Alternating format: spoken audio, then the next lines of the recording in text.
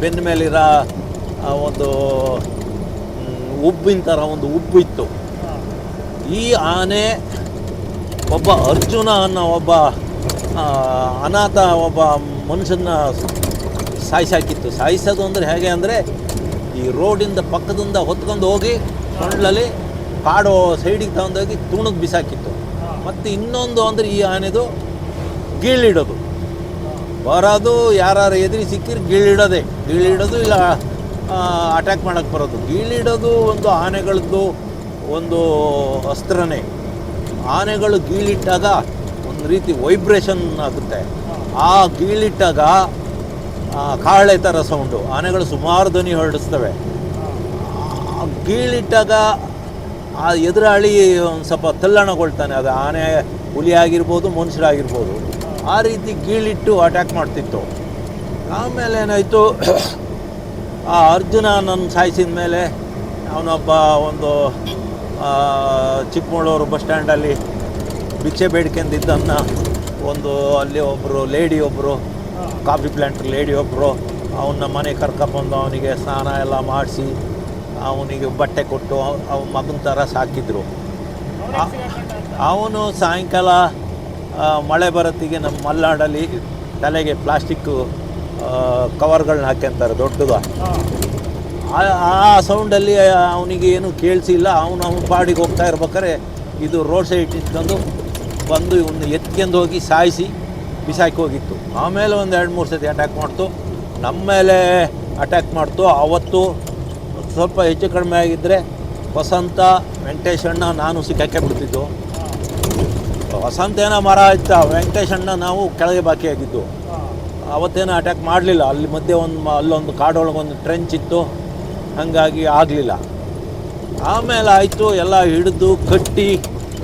ಆಮೇಲೆ ಆನೆ ಬಿದ್ದ ಕೂಡಲೇ ನಾನು ಮಾಡಿದ ಫಸ್ಟ್ ಕೆಲಸ ಅಂದರೆ ಈ ಏಕಲವ್ಯ ಬಿದ್ದ ಕೂಡಲೇ ಅದ್ರ ಮೇಲಿದ್ದ ಒಂದು ಬೆನ್ನಿನ ಮೇಲಿತ್ತಲ್ಲ ಒಂದು ಒಂಟೆ ಥರದ್ದು ಉಬ್ಬು, ಅದನ್ನು ಹೋಗಿ ಅಳತೆ ಮಾಡಿದೆ. ನನ್ನ ಕೈಯಲ್ಲಿ ಅಂದರೆ ನಾನೊಂದು ಅಲ್ಲೊಂದು ಅದೇ ನಾನು ಏನು ಹೇಳಿದ್ನಲ್ಲ ಗುರುಕುಲು ಅಂತ, ಅದರದ್ದೊಂದು ಕೊಂಬೆ ಮುರಿದು ನನ್ನ ಕೈಯಲ್ಲಿ ಅಡಿ ಲೆಕ್ಕ ಹಾಕಿದೆ.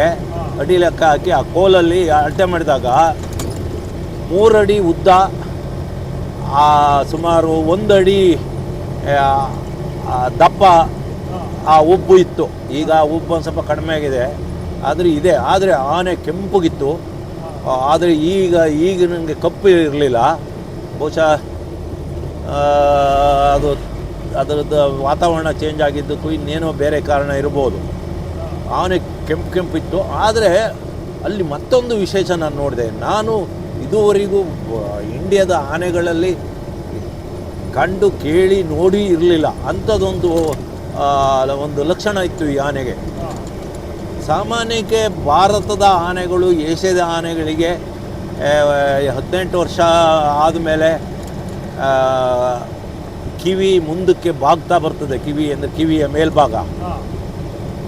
ಆದರೆ ಈ ಆನೆದು ಕಿವಿ ಹಿಂದಕ್ಕೆ ಬಾಗಿತ್ತು. ಅಂದರೆ ಆಫ್ರಿಕದ ಆನೆಗೆ.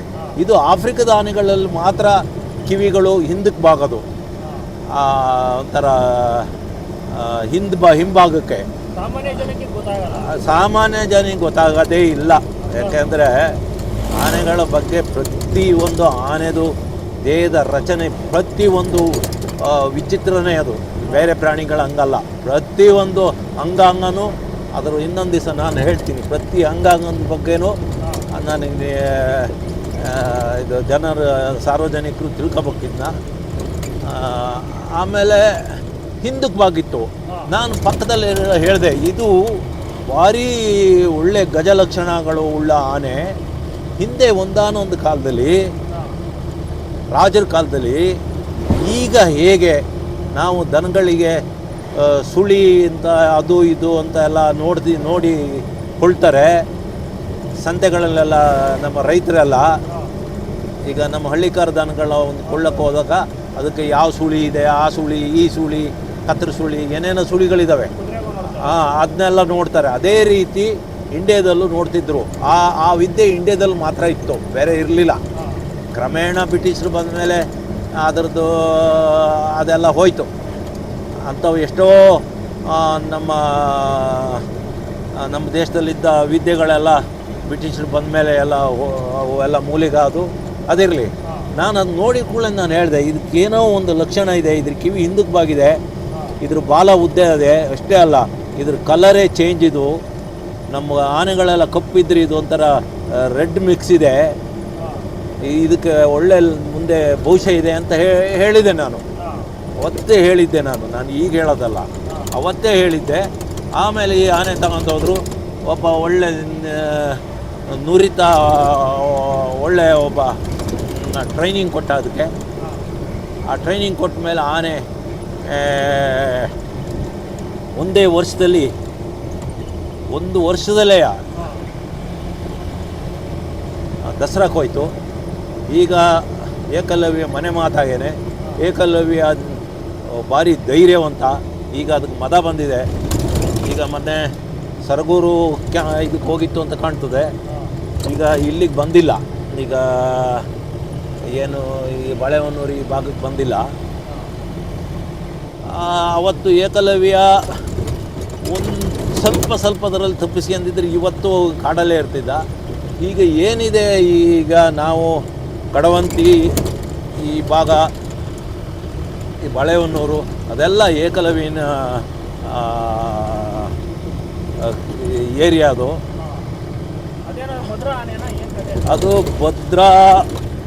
ಭದ್ರಾ ಮುತ್ತೋಡಿ ಆಮೇಲೆ ಈ ಭಾಗದಲ್ಲೆಲ್ಲ ಓಡಾಡ್ಕೊಂಡಿದ್ದಾನೆ. ಯಾಕೆಂದರೆ ಒಂದು ಆನೆ ಒಂದು ವರ್ಷದಲ್ಲಿ 1200 ಕಿಲೋಮೀಟರ್ಗಳು ಸಂಚಾರ ಮಾಡ್ತದೆ. ಅದು ವಲಸೆನಾರ ಆಗಿರ್ಬೋದು, ಬೇರೆ ಏನಾರ ಆಗಿರ್ಬೋದು. ಹಾಗಾಗಿ ಪಶ್ಚಿಮ ಘಟ್ಟಗಳು, ಸುಬ್ರಹ್ಮಣ್ಯ ಇರ್ಬೋದು, ಈ ಕಡೆ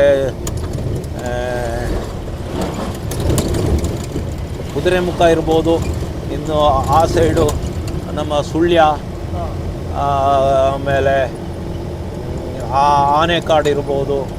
ಇನ್ನು ಅವೆಲ್ಲ ಆನೆ ವರ್ಷದಲ್ಲಿ ಒಂದು ರೌಂಡ್ ಹೊಡೆತವೆ.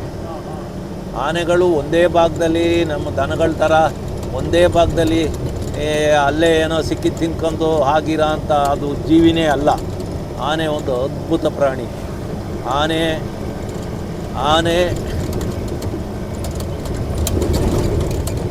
ತನ್ನ ಸಹಚರರ ಜೊತೆ ಇಲ್ಲ ಒಂಟಿಯಾಗಿದ್ದರೂ ಅದು ಅಲ್ಟ್ರಾಸೌಂಡ್ ಅಂದರೆ ಒಂದು ಸಂಕೇತ ಕಳಿಸಿ ಅದು ಪರಸ್ಪರ ಯೋಗಕ್ಷೇಮ ಎಲ್ಲ ಮಾತಾಡ್ಕೊಳ್ತವೆ. ಈಗ ನಮ್ಮ ಸಾಕಿದಾನೆ ಇಲ್ಲಿ ಕಾಡಾನೆ ಹಿಡಿಯೋಕ್ಕೆ ಬಂತು ಅಂದ್ಕೂಡಲೇ ಅವುಗಳು ಇಲ್ಲಿಂದ ಮೆಸೇಜ್ ಪಾಸ್ ಮಾಡ್ತವೆ, ನಾವು ಬಂದಿದ್ದೀವಿ ಅಂತ. ಹಾಗೆ ಆನೆಗಳು. ಏಕಲವ್ಯ ಈಗ ಅವನಿಗೆ ಸ್ವಾತಂತ್ರ್ಯ ಹೋಯಿತು, ಆದರೆ ಚೆನ್ನಾಗಿ ನೋಡ್ಕೊತ ಇದ್ದಾರೆ. ಏಕಲವ್ಯನ ಮಾವುತರು ಇರ್ಬೋದು, ಏಕಲವ್ಯನ ಕಾವಾಡಿಗಳಿರ್ಬೋದು, ಏಕಲವ್ಯನ ಭಾರಿ ಚೆನ್ನಾಗಿ ಪ್ರೀತಿಸ್ತಾರೆ, ಚೆನ್ನಾಗಿ ನೋಡ್ಕೊಳ್ತಾ ಇದ್ದಾರೆ. ಹೀಗೆ ಏಕಲವ್ಯನ ಕತೆ. ಆಮೇಲೆ ಇಲ್ಲ, ಅದು ಅಷ್ಟೊತ್ತಿಗೆ 4-5 ಗಂಟೆ 6 ಗಂಟೆ ಆಯಿತು. ಮಳೆ ಬರ್ತಲೇ ಇತ್ತು. ಟಾರ್ ರೋಡಲ್ಲೇ ನಿಲ್ಸ್ಕೊಂಡು ಅದನ್ನ ಲಿಫ್ಟ್ ಮಾಡಿದ್ದು. ಆ ಹಿಂದಿನ ಇದಲ್ಲ, ಲಿಫ್ಟ್ ಮಾಡೋದ್ರಿಂದ ಬೇಗ ಆಯಿತು. ಆಮೇಲೆ ಅದನ್ನ ತಗೊಂಡೋಗಿ ದೊಡ್ಡ ಅರಿವೆ ಕ್ಯಾಂಪಿಗೆ ತಗೊಂಡೋದ್ರು ಅಂತ ಕಾಣ್ತದೆ. ಇಲ್ಲ, ದೊಡ್ಡ ಅರಿವೆ ಅಲ್ಲ ಅನ್ನಿಸ್ತದೆ,